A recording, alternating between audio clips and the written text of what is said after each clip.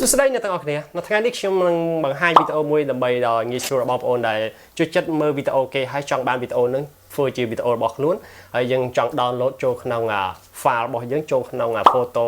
image របស់យើងអញ្ចឹងយើងត្រូវធ្វើដូចម្ដេចអញ្ចឹងខ្ញុំប្រាប់បងប្អូនពីចំណុច technique មួយគឺ Facebook គឺយើងអាច download បានវីដេអូ download បានយើងមិនបាច់ត្រូវការ app ជំនួយក៏យើងមិនបាច់ត្រូវការ copy link ទៅផាសនឹង app ផ្សេងៗទៀតឬលើ website ផ្សេងទៀតដើម្បី download វីដេអូហ្នឹងទេអូខេឥឡូវយើងចូលមើលទាំងអស់គ្នាដើម្បីធ្វើវិធីសាស្ត្រហ្នឹង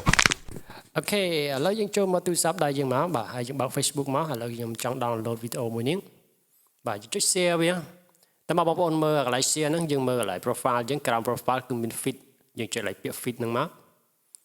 បាទដើម្បីយើងកុំឲ្យ share ទៅសាធារណៈយើងចុច feed យើង add your story យើងចូល story ហើយបងប្អូនយើងចុចកន្លែងសញ្ញាដោយរូបកងស្ពឺអញ្ចឹងណាហ្នឹងគេហៅកូនសោ setting ហ្នឹងចុចហើយបន្ទាប់មកឃើញពាក្យថា save អញ្ចឹងយើង save វីដេអូ share រួចទេកន្លែងហ្នឹងគឺ save បានតែ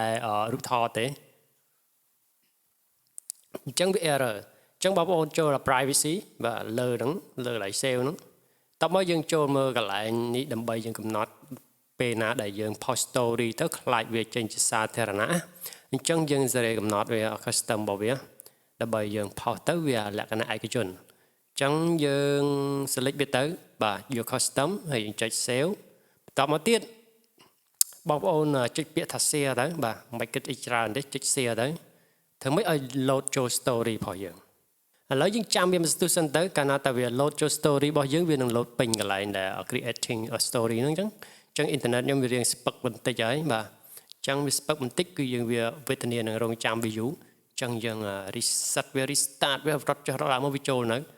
បាទឥឡូវអត់តន់ចូលទេអត់តន់ពេញទេនៅវាពង finishing up របស់វាហ្នឹងអញ្ចឹងកាលណាពាក្យកន្លែងហ្នឹងពេញហើយ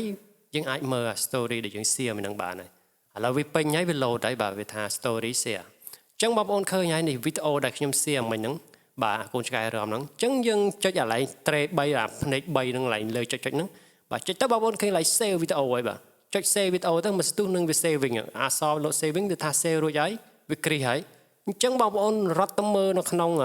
នេះយើងវិញទៅឥឡូវយើងលុបអានេះចោលសិនកុំអានេះកុំឲ្យគេឃើញ story យើងពីព្រោះយើងខ្ជិលទុកញ៉ៃ story លុបវាចោលសិនទៅអញ្ចឹងយើងត្រឡប់ទៅវិញយើងចូលមើលកន្លែងgallery photo យើងកន្លែង image photo ហ្នឹងអញ្ចឹងយើងឃើញវីដេអូហ្នឹងបាទនេះវីដេអូបាទនិយាយទៅគេផុសកម្រិតណាគឺយើងអាច save បានកម្រិតហ្នឹងអញ្ចឹងវាអត់មានអីពិបាកទេ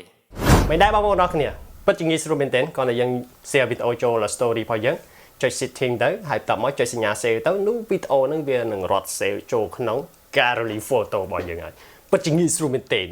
មែនអត់អូខេបើសិនជាវីដេអូនឹងល្អសម្រាប់បងប្អូនកុំភ្លេចជួយ sub admin មួយឬក៏ follow page admin មួយអូខេបាយបាយជួបគ្នាវីដេអូក្រោយ